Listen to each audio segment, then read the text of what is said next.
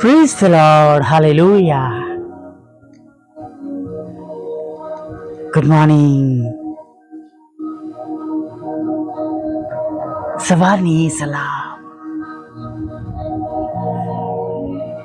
પ્રભુ ઈસુ તમને આશીર્વાદ આપો. હા, રાજાઓના રાજા અને પ્રભુના પ્રભુ તમને આશીર્વાદ આપો. વાલા મિત્રો, જો ઈશ્વરના આશીર્વાદો છે તો કોઈ પણ ચિંતા કરવાની જરૂર રહેશે નહીં. કોઈ દુઃખ, કોઈ તકલીફ આપણને હરાવી શકશે નહીં. એવું નહીં કહું કે દુઃખ નહીં આવે, તકલીફ નહીં આવે, બલકે જેટલા પ્રભુની વધારે નજદીક રહીશું એવા મોટા મોટા પ્રશ્નો, મુશ્કેલીઓ આપણે આપણા જીવનોમાં જોઈશું. પણ એ બધામાંથી બચાવનાર, સંભાળ રાખનાર, બેઠા કરનાર, સ્થિર રાખનાર, છોડાવનાર પ્રભુ આપણી સાથે છે. હાલેલુયા. અને તમે અને હું પ્રભુના નામથી એવી બાબતો પર જીત મેળવી શકીએ છીએ. હાલેલુયા. પ્રશ્નો આવે છે, મુશ્કેલીઓ આવે છે, બીમારીઓ આવે છે, પણ પ્રભુ એમના બાળકોને છોડાવવાનું એમાંથી જાણે છે. આપણે પત્રમાં વાંચીએ છીએ. હા, મુશ્કેલીઓમાંથી જો તમે દેવામાં છો તો દેવામાંથી પ્રભુ તેમના બાળકોને બહાર કાઢવાનું જાણે છે. ભલે કોઈ માર્ગ નથી, કદાચ કોઈક બીજા માણસો જગતના સાંભળે તો એમને હસવું પણ આવે કે આ એટલી હદે ગળા ડૂબ દેવામાં છે કે એને કોઈ બહાર કાઢી શકે એમ નથી. પણ તમારો અને મારો પ્રભુ જે ઈશ્વર છે એ છબરા પાણીમાંથી રસ્તો કરનારા ઈશ્વર છે. હાલેલુયા. Praise the lord. પ્રભુની સ્તુતિ થાવ, પ્રભુની સ્તુતિ થાવ અને પ્રભુની પુષ્કળ સ્તુતિ થાવ. હાલેલુયા. એક વખત એક ઘરની અંદર એક છોકરી માંદી પડી અને ડોક્ટરો, જે એમના ફેમિલી ડોક્ટર કહેવાય, એ મહેનત કરી રહ્યા હતા એના માટે. પછી તેની માને કહ્યું કે હવે તો ચમત્કાર જ આ દીકરીને બચાવી શકે છે.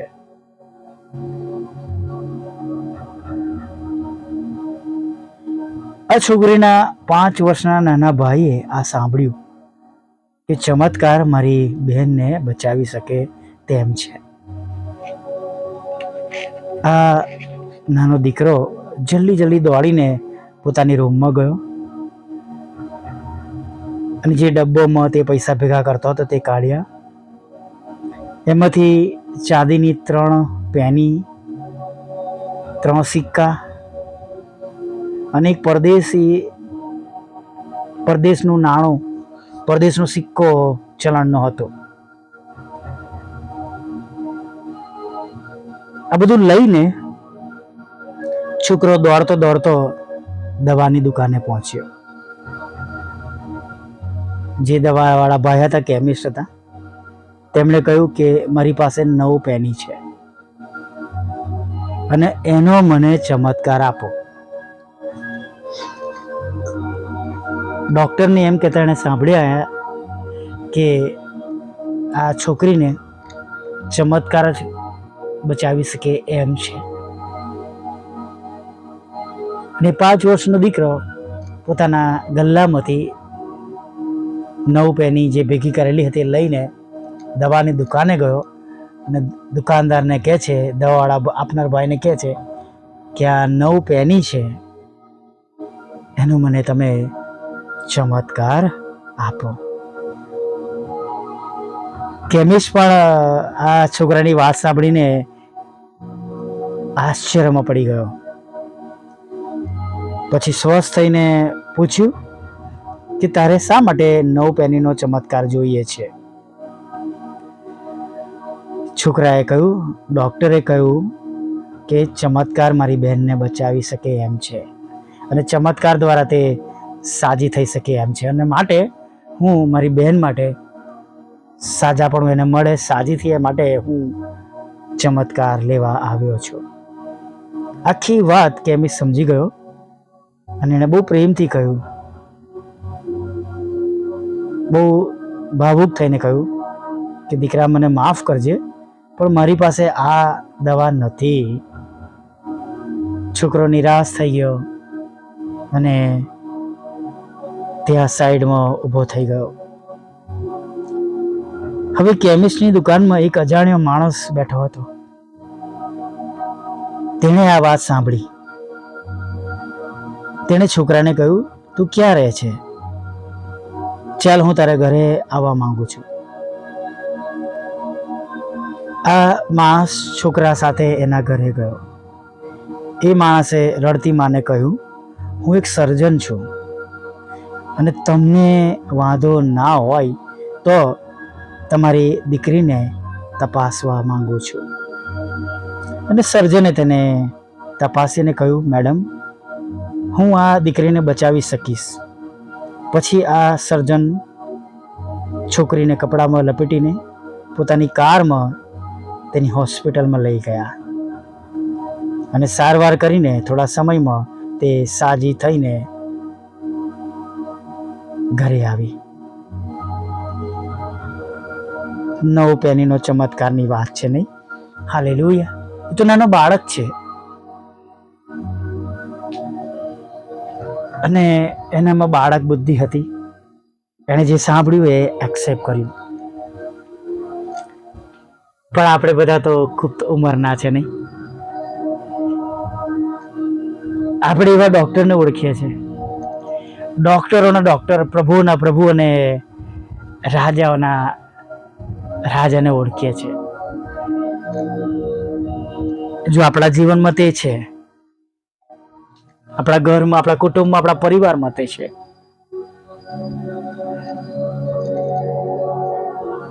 તો આવા ચમત્કાર તો રોજે રોજ આપણા ઘરોમાં, આપણા જીવનમાં થવાના છે. Hallelujah, praise the lord. તો આવા ચમત્કારો, ચલો આ તો નાની દીકરીની વાત છે જે માંદી હતી અને નાના દીકરાને એવો વિશ્વાસ હતો કે આ પૈસા લઈને હું જઈશ અને કેમિસ્ટ પાસેથી મેળવી લાવીશ. જગતના રસ્તા કામ નથી લાગતા, એના પરથી આપણને શીખવા મળે છે. મારી પાસે પૈસો છે અને એ પૈસા દ્વારા હું બધું કરી શકીશ, અથવા જગત પ્રમાણે સમૃદ્ધ છું અને કરી શકીશ. કોરોના કાળમાં એક વિડીયો મેં જોયો હતો. બહુ ઊંચી બિલ્ડિંગથી એક ભાઈ બેગો ભરીને પૈસા બારીની બહાર ઠાલવી દેતા હતા. બહુ ધનાઢ્ય માણસ હતો કે છે, પણ એટલા બધા રૂપિયા હોવા છતાં એની પત્નીને, એની દીકરીને, એના દીકરાને તે પૈસા બચાવી ના શકે. એને પૈસા પ્રત્યે નફરત થઈ ગઈ.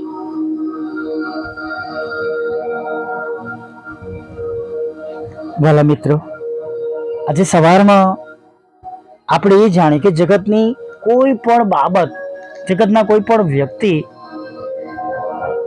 તમને ને મને સહાય અને મદદ જે પ્રમાણે અશક્ય બાબતો કરી શકાય એ બાબતોમાં કોઈ માણસ કરી શકતો નથી, સિવાય કે પ્રભુ. આપણા ઓળખીતા મિત્ર મંડળ એક લિમિટ સુધી તમને કે મને, એક હદ સુધી કે જે તેમના હકમાં છે ત્યાં સુધી આપણને મદદ કરી શકે છે.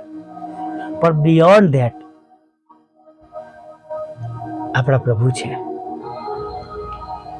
હાલેલુયા. અને માટે જ તેઓ પ્રભુ છે કે જે માણસો કરી શકતા નથી એ તેઓ કરે છે. હાલેલુયા. અને આનંદ કરીએ. આપણી પાસે આપણા જીવનમાં જીવતા ઈશ્વર છે. આપણે તારણ પામ્યા છે, આપણે આપણા પાપોને કબૂલ કર્યા છે, આપણે ઈશ્વરના લોહીમાં નાહ્યા છે. હાલેલુયા. પણ જો હજી કોઈ બાકી છે, તો એમના માટે પ્રાર્થના કરીએ અને આ ઓડિયો તેમના સુધી પહોંચાડીએ. હાલેલુયા. વિશ્વાસ સાથે આજના દિવસે શરૂઆત કરીએ કે પ્રભુએ આપણા ઘરોમાં આજે જે બાબતોની આપણને અગત્યતા છે બધું જ તેમણે પહોંચાડી દીધું છે. હાલેલુયા. કશું બાકી રહેવા દીધું નથી. હાલેલુયા. આવો નાની પ્રાર્થના સાથે આજના દિવસની શરૂઆત કરીએ. ભલા પ્રભુ, અમે તમારી સ્તુતિ કરીએ છીએ અને તમારો પુષ્કળ આભાર માનીએ છીએ. આજે સવારમાં ફરીવાર તમારું પવિત્ર રોડું નામ લેવાના માટે તમે અમને આ સુંદર સમય આપ્યો, તક આપી. પ્રભુ, અમે તમારો આભાર માનીએ છીએ. અરે પ્રભુ, અમે આભાર માનતા માનતા સ્તુતિ કરતા કરતા આનંદ કરતા પ્રભુ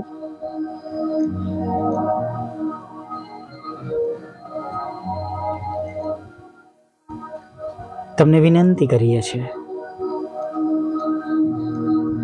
અમને આજના દિવસમાં આગળ વધવા માટે મદદ કરજો. અમારી સંભાળ લેજો, અમારી કાળજી લેજો, અમારી ચિંતાઓ દૂર કરજો, અમારી જરૂરિયાત પૂરી પાડજો, અમારા હાથના કામોને સફળ કરજો, આશીર્વાદિત કરજો. અને વિશેષ પ્રભુ, જે તે ખોટ સાંભળનારના જીવનમાં, ઘરમાં, કુટુંબમાં અત્યારે છે, ખોટ અથવા ખોટો છે પ્રભુ,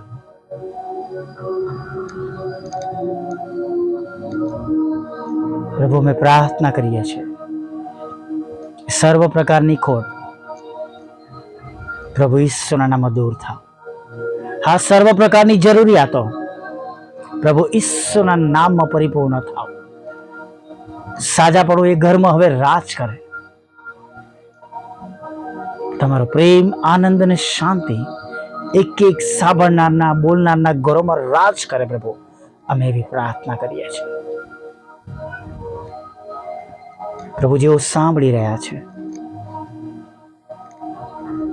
વિશ્વાસ કરી રહ્યા છે, દરેકને તમે નદીની પાસે રોપાયેલા ઝાડ જેવા બનાવો. તમારા બાળકો પ્રભુ ઉછીનું આપનાર બને, ઉછીનું લેનાર નહીં. તમારા બાળકો શિર બને પ્રભુ, પૂછ નહીં. અને પ્રભુ, તમારા બાળકોના ઘરમાં આશીર્વાદના જરા ફૂટી નીકળે એવું થવા દો. અને સૌથી પ્રભુ અગત્યની બાબત પ્રભુ, કે અમે તમારી આજ્ઞાઓ પાડીએ, અમે તમારા કયા પ્રમાણે ચાલીએ, અમારું જીવન તમારા ધોરણ પ્રમાણેનું હોય અને આ સગળા આશીર્વાદો અમે પ્રાપ્ત કરીએ એવું તમે થવા દેજો પ્રભુ. જેમ સ્વર્ગમાં તેમ પૃથ્વી પર તમારી જ ઈચ્છા પૂરી થાવ. અને પ્રભુ, તમારું રાજ્ય બહુ જલ્દીથી આવો. દરેક ઘૂંટણ અમે, દરેક જીભ કબૂલ કરે પ્રભુ, તમે દેવના દીકરા છો પ્રભુ, એવું થવા દો પ્રભુ. વિશ્વાસ કરનારાઓના ઘરોમાં પ્રભુ તમારો પ્રેમ, આનંદ, શાંતિ બનેલો રહે. અને પ્રભુ, ઘણા બધા લોકો એ જુએ, જાણે આ ઘરો, આ કુટુંબો પ્રભુ તમારા માટે સાક્ષીરૂપ અને નમૂનારૂપ બને પ્રભુ. અને ઘણા બધા લોકો એના દ્વારા પ્રભુ જાણે કે તમે દેવના દીકરા છો અને તમે પ્રાર્થનાઓ સાંભળનાર ઈશ્વર છો. તમે પાપોની માફી આપો છો, તમે અનંત જીવન આપો છો, તમે મોક્ષ આપો છો પ્રભુ. તમે જગતના એક એક લોકોના ઈશ્વર છો પ્રભુ, એ બધા જાણે એવું હવે થવા દેજો પ્રભુ. નવી નોકરી આપજો, જોબના પ્રશ્નો દૂર કરજો, લડાઈ ઝઘડા દૂર કરજો, FIR, કોર્ટ કેસ અને ખોટા તોમતોને પ્રભુ તમે ખાલી જ કરજો. ખોટા વ્યસનોમાં જીવો, ખોટી બાબતોમાં ભરાયા છે, ખોટા સંબંધોમાં છે પ્રભુ, એમાંથી તમે એમને બહાર કાઢજો પ્રભુ. સ્થિર કરજો, પુનઃસ્થાપિત કરજો પ્રભુ. જુદા જુદા રોગો તેમના શરીરોમાં જે નિદાન થયા છે પ્રભુ, ડોક્ટરો દ્વારા, લેબોરેટરી ટેસ્ટ દ્વારા પ્રભુ પિતા, લક્ષણો દ્વારા પ્રભુ, એમાંથી તમે એમને સંપૂર્ણ સાજાપણું આપજો પ્રભુ. ICUના રૂમમાંથી, દવાખાના બિછાનામાંથી, ઓક્સિજન અને વેન્ટિલેટર મશીન પરથી પ્રભુ તમે તેમને સાજાપણું આપજો પ્રભુ, એ પ્રાર્થના કરીએ છીએ પ્રભુ. તમારા બાળકોના આવકના સાધનોને, બિઝનેસને, જોબને આશીર્વાદિત કરજો.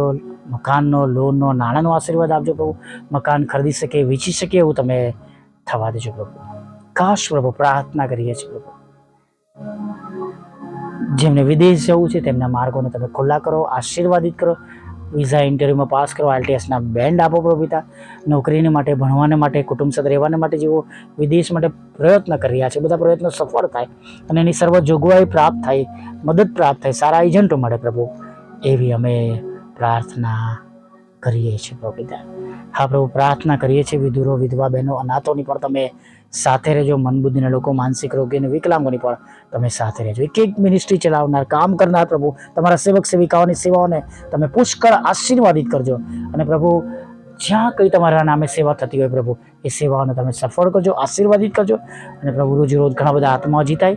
અને પ્રભુ, દરેક સેવક સેવિકાઓની પ્રભુ ઘરની જરૂરિયાત પૂરી પાડજો, તેમના કુટુંબની જરૂરિયાત પૂરી પાડજો પ્રભુ પિતા. આર્થિક રીતે મજબૂત કરજો, તેમને રક્ષણ આજમને જે કંઈ ગુમાવ્યું છે પ્રભુ, નાશ કરવામાં આવ્યું છે, બધું તેમને પાછું પ્રાપ્ત થાય એવું થવા દેજો પ્રભુ. અમારી મિનિસ્ટ્રી માટે પણ પ્રભુ કહીએ છીએ, જે 3 બાબતોની અગત્યતા છે એ પૂરી પાડજો પ્રભુ પિતા. અને એના રસ્તા તમે ખુલ્લા કર્યા છે, તેના માટે આભાર માની છે. આગળના સમયમાં અમારી સાથે રહેજો, ખોરાક, વસ્ત્ર, અન્ન, પાણી આપજો પ્રભુ પિતા. અને સાંજે આભાર માનતી લઈ જવું માગતા પ્રભુ ઈસુમાં આટલું સાંભળો, દેવ બાપ માન્ય કરજો. આમીન, આમીન, આમીન.